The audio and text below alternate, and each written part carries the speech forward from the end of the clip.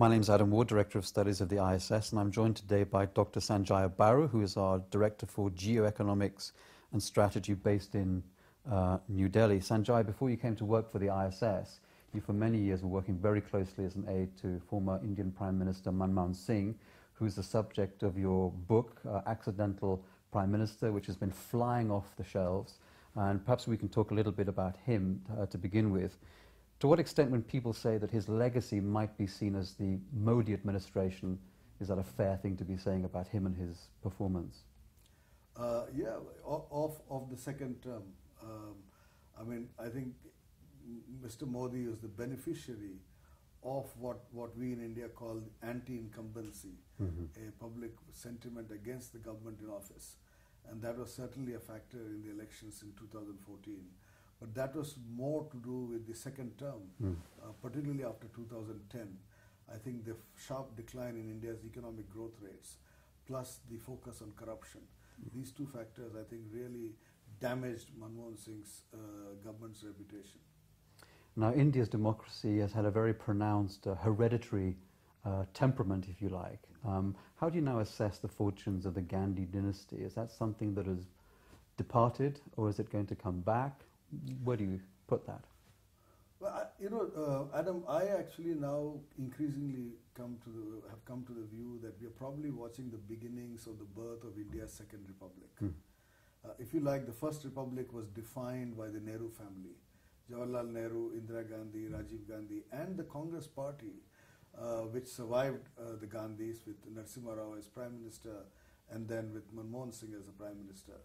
For a large part of the first 60 years of India's independence, the values and the ideas and the kind of priorities that the Congress, under the leadership of the Gandhis and the Nehrus actually, brought to India is what defined India.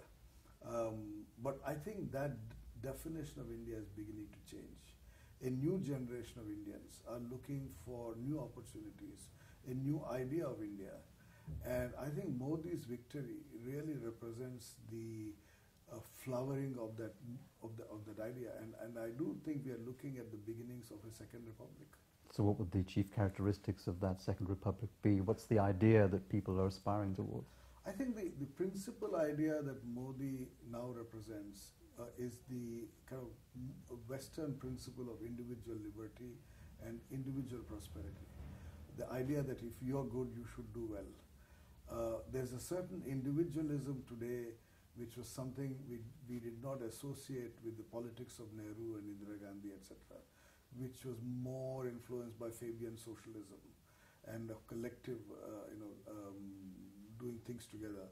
The focus was on redistribution. Today the focus is much more on growth, on production, on employment, and on younger people going out and having the freedom to do what they can and what they wish to. And I think that is the fundamental shift I see happening in India. I see. With that in mind, the budget in India is going to be presented tomorrow. Economic growth is really central to Mr. Modi's strategy for the revival of India in some senses. What do you think the strategy there is? What can we perhaps expect to see in terms of that strategy? Well, I think two pillars of this strategy, in my view, would be one, on the one hand, to demonstrate his commitment to prudent fiscal management, fiscal stabilization. And on the other hand, to show his willingness to revive growth, and which he would do, I would imagine, partly through public spending in infrastructure, but partly by making it easier, in fact, largely by making it easier for business, Indian and international business, to do business in India. I mean, Modi comes from the state of Gujarat. Gujarat is the home of Indian enterprise. Right. The Gujaratis are the kind of epitome of Indian enterprise. Yes. And I think he understands what it requires, what he needs to do as Prime Minister to stimulate the animal spirits of enterprise. One of those requirements presumably is a fairly stable external environment. What can we expect in terms of foreign policy? Is foreign policy essentially going to be put in the service of achieving economic growth, or are there still some instincts pulling India in a certain direction in terms of expanding its presence on the international stage? Well, in a sense, it's not either or. I mean, I think one is linked to the other. If India wants to expand its presence on the international stage, the Indian economy has to do better. And I think Modi recognizes that.